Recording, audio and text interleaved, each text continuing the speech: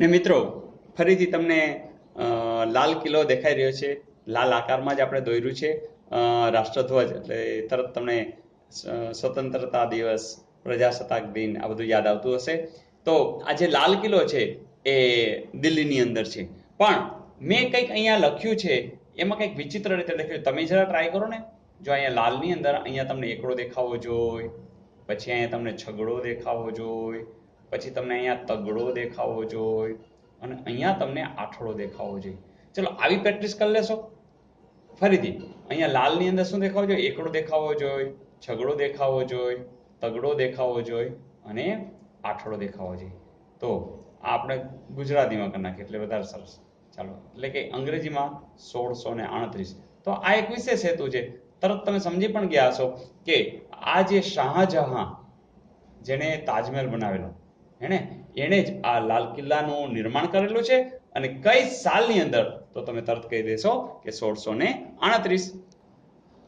મિત્રો, આ લાલ કિલ્લાની એક બીજી વાત એ હતી કે એક આપણે કલ્પના કરીએ છીએ કે આમ તો ખાસ વાત એ કે મીના લાહા દરવાજામાંથી નીકળી બજારમાં ગઈ, મુઘલ ગાર્ડન ગઈ, પણ રંગથી ભરેલ શીશો તો મુમતાજનો હતો. ફરીથી મીના છે એ લાહા દરવાજામાં નીકળી, આમ તો એ ખાસ વાત છે કે એ લાહા દરવાજામાંથી નીકળી, લાહા એટલે લાસા, અને બજારમાં ગઈ અને મુઘલ ગાર્ડન ગઈ. કદાચ હોળીથી રમવું હશે, ખબર નહીં. રંગથી ભરેલ શીશો લીધો, પણ કોનો હતો? મુમતાજનો હતો. આખી કલ્પના એમ છે. એની સાથે સાથે મહત્વના શબ્દો પણ છે કે જેમ કે અહીંયા આપણે બોલીએ છીએ આમ તો ખાસ વાત, તો અહીંયા આમને જરાક આપણે ગૌર કરશું, ખાસને આપણે ગૌર કરશું, મીના ને પણ ગૌર કરશું, લાહા દરવાજાને પણ ગૌર કરશું, આ બજાર છે એની સાથે લિંક કરશું, મુઘલ ગાર્ડન તો ધ્યાનમાં જ છે, રંગથી ભરેલ છે, રંગને પણ ધ્યાનમાં રાખશું, શીશા એટલે શીશને પણ ધ્યાન રાખશું, મુમતાજને પણ ધ્યાનમાં આપશું. તો અહીંયા દીવાન એ આમ અને દીવાન એ ખાસ, એ બહુ મોટી વાત છે. અને ખાસ શબ્દ છે એટલે આપણે ખાસ પણ છે કારણ કે એ વધુ અલંકૃત છે. એમાં સોનું, ચાંદી, કિંમતી પથ્થર એ પણ બધા રહેલ છે. અને રંગ મહેલ, આ રંગ અને મહેલ, તો આ આપણા માટે રંગ ભરેલ નહીં, રંગ મહેલ, તો એ પણ મહત્વની જગ્યા છે. મુમતાજનો શીશ મહેલ, તો એ પણ અગત્યની વાત છે.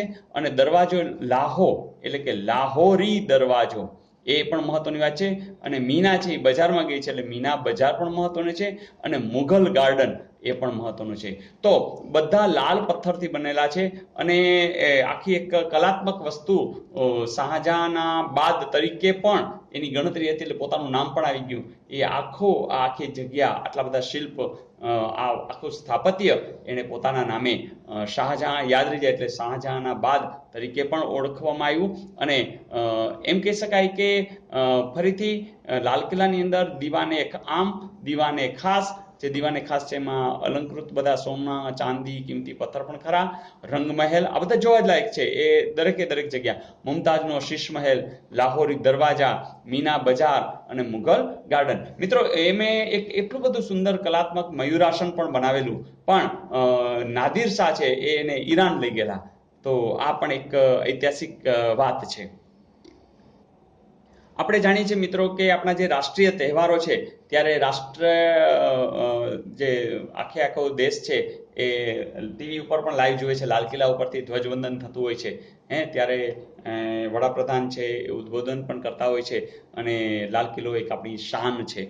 તો મિત્રો, ફરીથી જે શાહજહાંએ મુઘલ આખું જે સંસ્કૃતિ જે છે, મુઘલ સ્થાપત્ય છે, એ કલા છે, એની ઉત્કૃષ્ટ ઇમારત તરીકે આપણો આ લાલ કિલ્લો દિલ્હી સ્થિત છે. 1638 આપણે યાદ છે. પોતે અંદર શાહજહાં બાદ પણ વસાવેલું, એને સરસ કલાત્મક મયુરાસન બનાવેલું, જે નાદિર શાહ ઉપાડી ગયેલ, એ ઈરાન સુધી લઈ ગયેલ.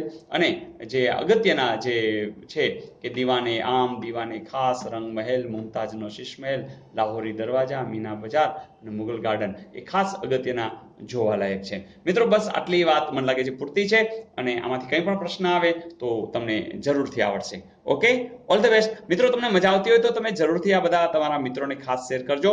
અને આપણી ચેનલના જે પ્લેલિસ્ટ છે એ પ્લેલિસ્ટની અંદર જુદા જુદા વિભાગની દરેક વસ્તુ છે એ જોતા રહેજો, શેર કરતા રહેજો, જરૂરથી કોમેન્ટ્સ લખજો. Okay, all the best.